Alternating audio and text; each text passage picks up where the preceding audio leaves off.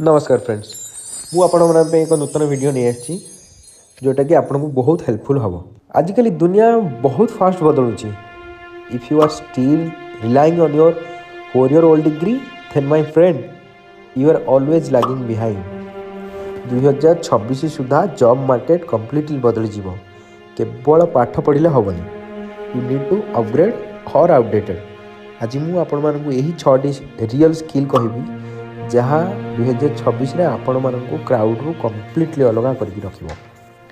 तेणु प्रथम स्किल या भितर आसुची generative AI plus automation mindset. आपण माने आजकल देखिथिबे गोटे बर्ड पड़ी कि एआई आपण मानकर जॉब नहीं जीवो एआई सब कुछ कहि दो किंतु मेन रियलिटी हला एआई आपण को जॉब नबनी। A person using AI will replace a person ignoring it. तेणु don't compete with AI you just have to collaborate with it.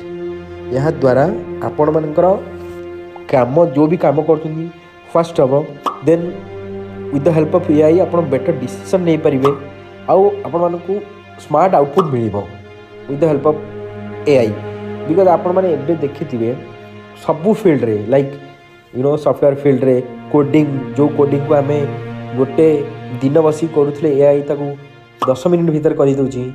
आपण देखुथिबे जो माने प्रिपरेशन करूचंती से आसिकी जितले जनाउचंती कि हमको एआई बहुत हेल्प करची तो एआई द्वारा काम को केमिति फास्ट करिवे सेटा ही आपणकर मेन पावर। तेणु या भितर द्वितीय नंबर स्किल होची डाटा ड्रिवन डिसीजन मेकिंग। कौन भाई डाटा ना आज डिसीजन फिलिंग ऊपर नुहे डाटा ऊपर निया जाए मनकर आप कौन जिनस रिपोर्ट बनाऊँ डैशबोर्ड बनाऊँ mainly it will come from data कि कौन डाटा आम पाखे अच्छी बेस्ड ऑन दैट आम तैयारी करवा जिनस सबू जिनस डाटा। तेणु गोटे कहावत अच्छी in God we trust everyone else must bring data. So आप एक्सेल बनातु डैशबोर्ड बनातु एनालिसिस करंतु जहाँ भी यहाँ माने data is not a technical things ये कैरियर एक्सीलेटर।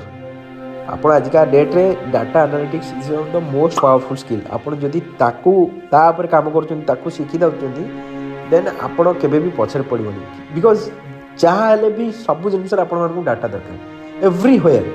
तो एटा गोटे स्किल नंबर 3 हला क्लाउड टेक्नोलॉजी आउ साइबर सिक्योरिटी। तेणु आजिकल देखिए भुवनेश्वर हो हैदराबाद हो बेंगलोर हो सबुठी क्लाउड डिमांड अच्छी।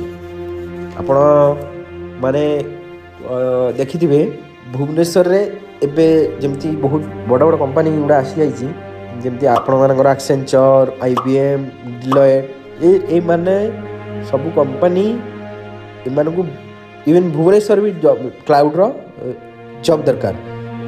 तो यार डिमांड नियर फ्यूचर रे कौन वे कमिबार नहीं। एक्चुअली क्लाउड आउ सिक्योरिटी लॉन्ग टर्म आउ स्टेबल कैरियर पे हेल्पफुल ए स्किलटा नियर फ्यूचर रे शेष हेबो नाही।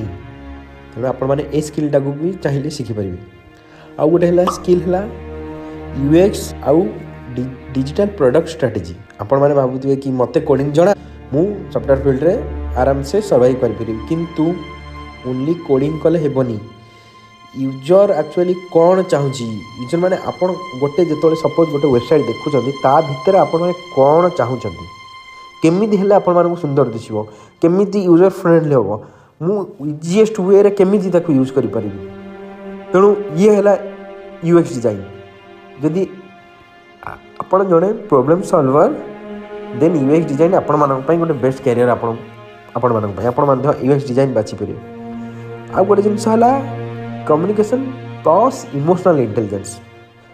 तेणु ये स्किल उपर हम कहवा मु फास्ट वीडियो कही आजिकल गोटे बम पड़ी कि एआई सब किसी करदेव किंतु सबू किसी एआई कर किंतु एआई पाखरे एम्पाथी नहीं मनीष सह कथा हेबा आउ सेमानक संगे इंटरेक्शन बनैबा आउ डिसीजन नबा एटा गोटे स्किल गोटे लीडरशिप स्किल।